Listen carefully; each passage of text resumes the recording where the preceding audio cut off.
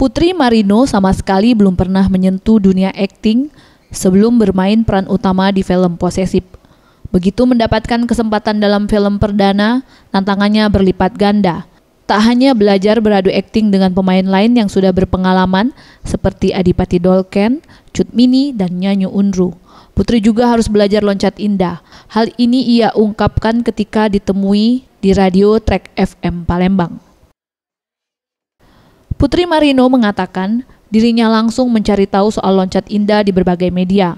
Karena olahraga ini belum terlalu dikenalnya. Butuh waktu sebulan bersama para atlet loncat indah DKI Jakarta agar karakter Lala bisa digambarkan sempurna oleh Putri. Sebagai aktris pendatang baru, semua yang dialaminya dalam film Posesif terasa berkesan.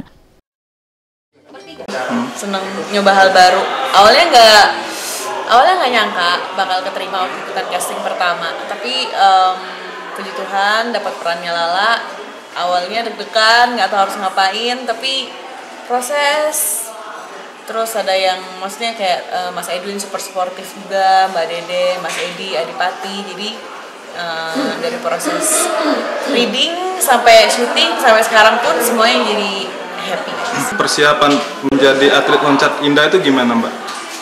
Persiapannya aku ada workshop 1 bulan sama atlet-atlet nasionalnya langsung di Jakarta. Jadi semoga filmnya sukses, banyak orang yang suka, berkesan buat banyak orang.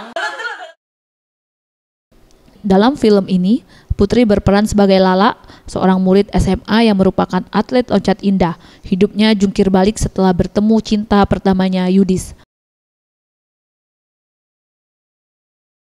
Septiawan Rizky, Sriwijaya TV.